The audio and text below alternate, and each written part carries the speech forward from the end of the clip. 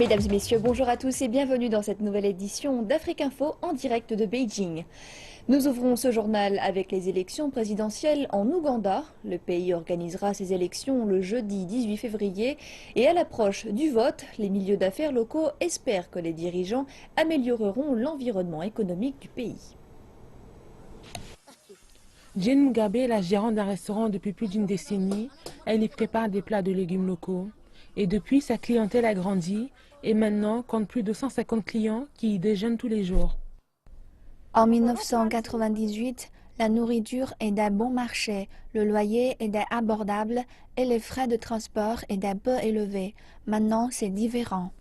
La baisse de l'approvisionnement de denrées alimentaires sur le marché, couplée de coûts élevés d'électricité et du carburant, ont entraîné l'augmentation des coûts relatifs à la conduite des affaires. L'une des principales raisons de la constante hausse des coûts de production est une monnaie locale faible qui se traduit par des coûts d'importation de matières premières plus importants. Si je vends des ordinateurs et n'en retire aucun profit, cela veut dire que je ne serai pas en mesure de payer mon loyer, ni mes frais de transport. Je ne pourrai donc pas vivre la vie que je souhaite. Les Ougandais voteront pour leur prochain président le 18 février. Et les entrepreneurs locaux espèrent que le nouveau gouvernement appliquera de meilleures politiques économiques. Quiconque sera le prochain président devra s'attaquer au problème des impôts, particulièrement aux impôts des entreprises trop élevés. Il nous est difficile de joindre les deux bouts. Selon les experts, les prochaines élections ougandaises pèsent déjà négativement sur les sentiments des investisseurs. Cependant, pour Jane Mugabe et son restaurant au centre-ville, l'espoir de voir grandir son entreprise repose entièrement sur le résultat des élections et sur les moyens de résoudre ses préoccupations par le nouveau gouvernement. Politique toujours. Djouba, la capitale du Soudan du Sud, se prépare à l'arrivée du premier vice-président soudanais, Riek Machar. C'est en effet ensemble que les militaires et l'opposition ont désigné les régions dans lesquelles l'armée de M. Machar sera présente à Djouba. Riek Machar est un ex-vice-président qui conduit aujourd'hui l'opposition. Il a été désigné la semaine dernière par le président du Soudan du Sud, Salva Kiir, pour permettre l'application de l'accord de paix que le gouvernement avait signé en août 2015 avec l'opposition. C'est l'heure de pointe à Djouba, la capitale du Soudan du Sud. Ici, tous espèrent que la paix puisse revenir avec le retour de Riek Machar. Ce dernier est attendu dans la capitale pour officiellement devenir vice-président. Ce que le gouvernement a fait à Riek amènera la paix. Cela amènera la joie. Salva Kiir, le président du Soudan du Sud, a en effet nommé son grand rival Riek Machar au poste de vice-président, une décision qui entre dans le cadre de l'accord de paix conclu à Addis Abeba. Divisés par le conflit, les Sud-Soudanais souhaitent que le retour de Riek Machar mette un terme à plus de 2 années de guerre. Pour Gonda Georges, un habitant de Djouba, il reste de nombreux obstacles. Il souligne que les dernières semaines ont été un peu plus calmes comparées aux 2 années de conflit. Le gouvernement a bien fait de faire venir ces rebelles à Djouba, car très souvent, nous sommes ici confrontés à de nombreux défis. Les prix augmentent tous les jours et fréquemment, l'insécurité est un problème. Et cela est dû au fait que le pays n'est pas en paix. Riek Machar n'est certes pas encore à Djouba, mais son équipe et le gouvernement ont commencé à préparer son retour en tant que vice-président. Les militaires sud-soudanais ont choisi les zones de Djouba dans lesquelles l'armée de Riek Machar sera stationnée en attendant son retour. C'est ici que la garde rapprochée du docteur Riek Machar sera stationnée. Cette zone est adaptée. C'est ici que ces forces étaient installées avant le conflit. Je pense que cet endroit convient à ces gardes. Ce qui a commencé comme une lutte de pouvoir entre l'élite dirigeante a conduit à une véritable guerre qui a tué des dizaines de milliers et fait des millions de déplacés. Les Sud-Soudanais ont toutefois bon espoir que le retour de Riek Machar annoncera clairement au pays que la guerre est finie. La Banque mondiale a déclaré que le Zimbabwe n'était pas sur le point d'entrer en récession en raison de la croissance enregistrée dans son secteur des services. Les autorités du pays prévoient une croissance de 2,7% cette année. Elles entendent développer et mettre en œuvre des réformes économiques majeures afin de transformer en profondeur l'économie du pays. Le changement est inévitable et le progrès n'est plus une option. C'est sûrement la raison pour laquelle le gouvernement zimbabwéen s'est engagé à atteindre une croissance de 2,7% cette année.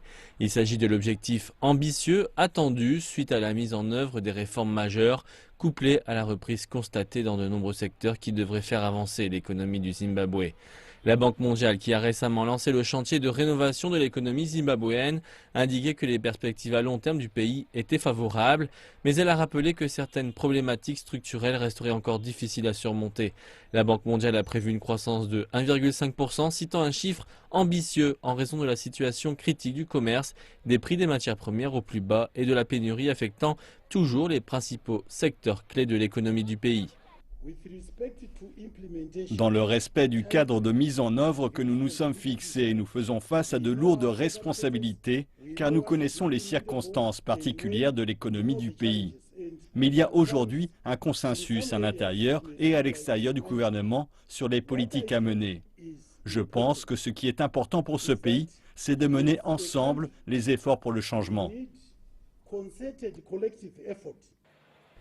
Le chantier de rénovation de l'économie du Zimbabwe, lancé en 2015, a mis en lumière la manière avec laquelle la mise en œuvre des nouvelles sources de financement des cliniques rurales a permis d'améliorer significativement la qualité des soins maternels et infantiles. La Banque mondiale a déclaré que le Zimbabwe pouvait désormais récupérer son ancien statut de tête de file des pays d'Afrique subsaharienne dans le secteur médical. Le réengagement progressif des autorités du pays permettra à la Banque mondiale d'aider encore plus le Zimbabwe dans ces périodes de turbulence. Cela permettra par ailleurs au pays de garantir sa croissance et son redressement économique. Le Zimbabwe a encore beaucoup de chemin à parcourir. Les besoins de réformes structurelles nécessaires à l'amélioration de l'environnement global des affaires sont nombreux. L'objectif, à terme, est de parvenir à l'équilibre des comptes, à réformer les entreprises publiques tout en rendant la croissance plus inclusive.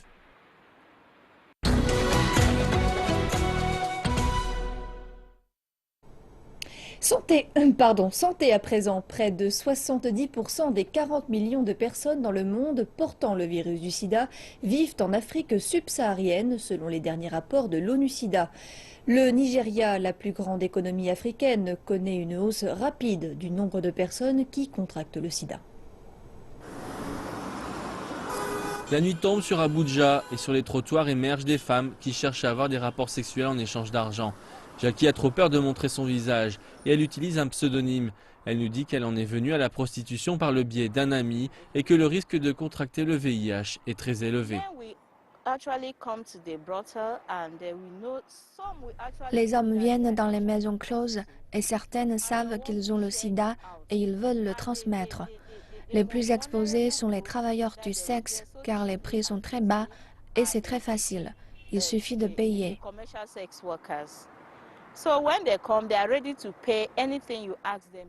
L'ONU-SIDA estime que le Nigeria est l'un des pays les plus touchés dans le monde par le VIH. Des statistiques alarmantes montrent que seulement environ 90 000 personnes sur les 180 millions de Nigérians ont fait un test de dépistage. Les experts de la santé disent que si le Nigeria veut gagner la guerre contre le sida, il va avoir besoin de financement et que s'il n'agit pas rapidement, ce sera terrible. Le gouvernement a essayé de faire de son mieux. Il a augmenté l'investissement de 25% pour lutter contre l'épidémie. Mais en réalité, ce n'est pas assez. La prévention auprès des mères est importante car les chances de non-infection au bébé sont élevées si elles prennent un traitement. Et pour les experts, il y a de l'espoir ici, au Nigeria. Nous pouvons arriver à un monde sans sida. Nous le pouvons, c'est vrai. C'est possible. Ce n'est pas au-dessus de nos forces. Mais ce sont les stigmates et la honte associés au VIH qui ont fait stagner les progrès dans le pays. La réticence des officiels de la santé à soigner les malades et la peur de la consultation pour les infectés sont particulièrement démoralisantes. Le gouvernement tanzanien va désormais former et déployer des paramilitaires pour combattre les gangs de braconniers qui chassent des éléphants. Cette annonce survient 2 semaines après qu'un pilote d'hélicoptère a été abattu alors qu'il traquait des braconniers près de Serengeti. Chaque jour, dans toute la Tanzanie, des centaines de gardes-chasse prennent les armes pour combattre les braconniers. Ces images sont celles d'un exercice. La réalité est autrement plus dangereuse. C'est pourquoi le ministère tanzanien du Tourisme a créé une nouvelle unité de lutte contre les crimes de la faune. Celle-ci va former des paramilitaires pour traquer, arrêter et enquêter sur les gangs du trafic d'ivoire.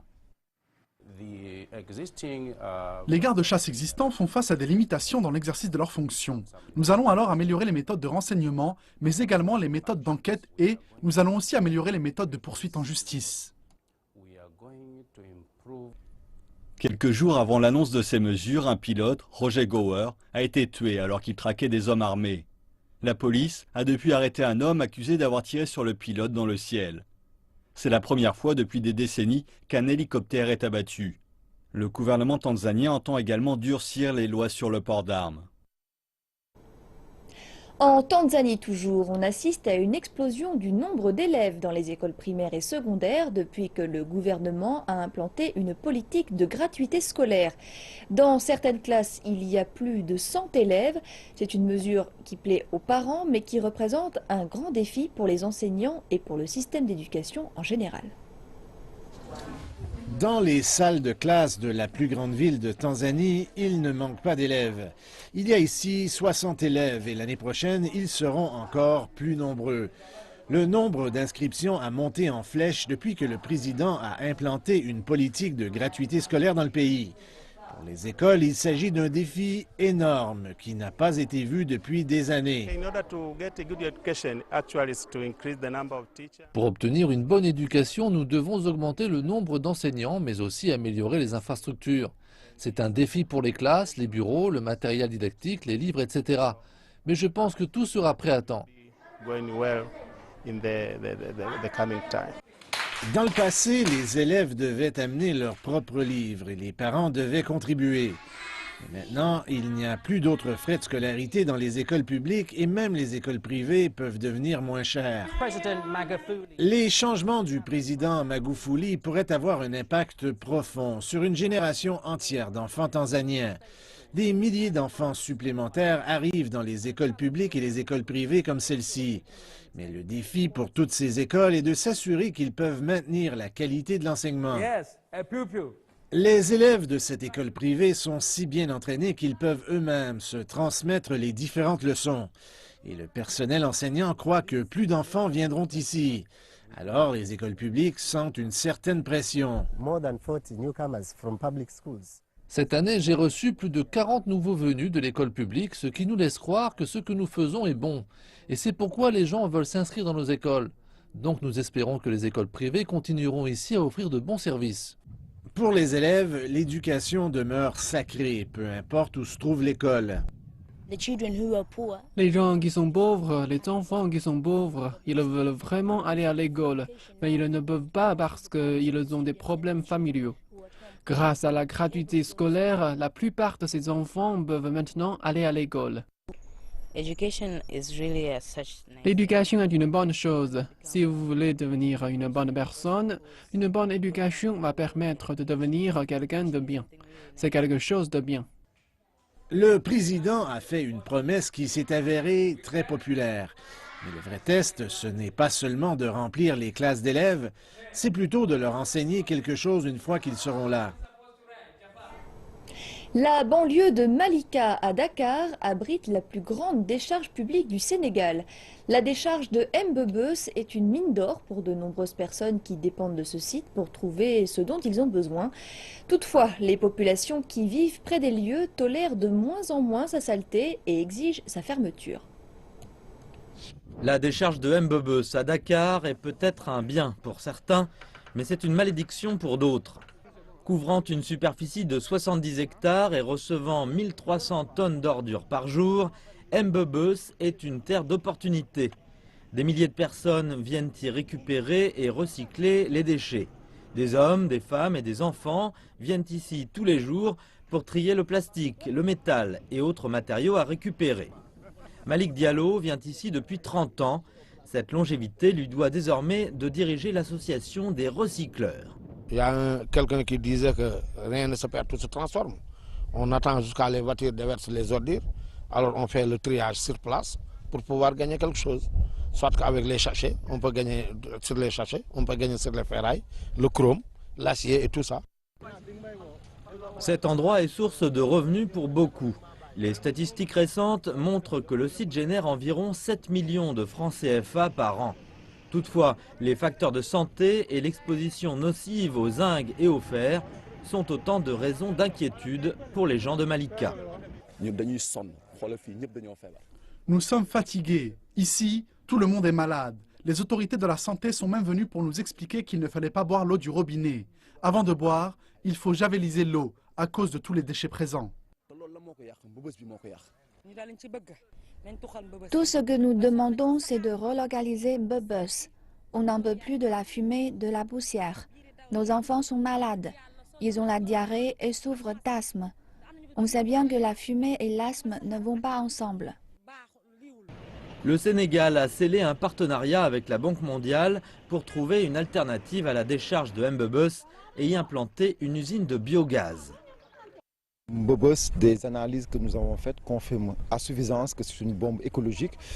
Aujourd'hui, vous le voyez à travers les images, il y a des feux spontanés, mais il y a aussi des feux provoqués, ce qui naturellement pollue l'atmosphère parce qu'il y a dégagement de gaz à effet de serre. Depuis 2007, quand même, l'État du Sénégal, face quand même à cette désastre environnemental, a voulu quand même prendre ses responsabilités et engager un processus qui va permettre quand même de mitiger tous les impacts environnementaux et les impacts sociaux négatifs. Le gouvernement n'entend toujours pas les appels à la relocalisation, mais la recherche d'une solution se poursuit. Encore une preuve éclatante du pouvoir de la bouteille de vin. Une vente aux enchères se déroule actuellement au Cap, en Afrique du Sud, et a déjà recueilli des milliers de dollars pour des œuvres caritatives. Contribuer de manière substantielle à l'amélioration des conditions de vie des jeunes défavorisés vivant dans la zone, les produits de la vente aux enchères du Cap seront entièrement reversés à des œuvres de bienfaisance. Durant les 3 premières heures des enchères de 2015, près de 450 000 dollars ont été recueillis. L'industrie du vin a toujours passionné, mais n'a rien accompli de significatif. Aujourd'hui, nous sommes témoins d'une collaboration de l'industrie dans le but de faire quelque chose qui nous tient à cœur. Nous sommes unis pour faire une vraie différence. Cape Winelands est l'un des sites les plus beaux de l'Afrique du Sud, mais il est aussi connu pour l'immense écart qu'il existe entre les personnes qui travaillent la terre et ceux qui tirent avantage de leur travail. Ces connaisseurs sont déterminés à donner un peu en retour, et près de 20 associations caritatives bénéficieront de cette vente. Pour nous, cela veut dire que nous pouvons aider les milliers d'enfants avec qui nous travaillons. Ce sont les enfants des ouvriers agricoles qui habitent dans les fermes, et nous leur offrons des programmes d'éducation et de santé. Nous avons lancé un programme alimentaire et nous travaillons aussi avec des communautés et nos travailleurs sociaux traitent des questions sociales. En gros, nous sommes une association caritative qui offre des repas fortifiants sur le plan nutritionnel aux enfants, dans les centres de développement de la petite enfance, dans les écoles primaires et dans les lycées du pays. Nourrir ces enfants pour qu'ils puissent avoir accès à l'éducation. Le vin représente l'une des exportations les plus fructueuses de l'Afrique du Sud. C'est la preuve que le raisin peut réaliser de grandes choses. Animaux pour terminer. Les scientifiques et les défenseurs de l'environnement sud-africains ont déclaré avoir redonné naissance à une espèce de zèbre disparue, le kouaga. Au cours des 30 dernières années, un projet dédié utilisant les meilleures techniques de reproduction sélective a permis de ressusciter l'animal mythique dont l'espèce avait disparu en 1880. Le kouaga, une sous-espèce de la famille des zèbres en partie rayée, avait été entièrement décimé par les chasseurs de l'époque coloniale à la fin du 19e siècle. Mais récemment, un petit groupe de scientifiques et de défenseurs de l'environnement sud-africain affirment avoir redonné vie à l'animal au sein d'une réserve privée située à 2 heures de route au nord de Cape Town. Nous avons tenté de reproduire le kouaga qui a disparu à cause de la chasse abusive, il y a maintenant de très nombreuses années. Le dernier quagga primitif est mort en 1883 dans le zoo d'Amsterdam. Et les critiques se sont constamment demandé au fil des ans pourquoi personne ne voulait ressusciter cet animal mythique.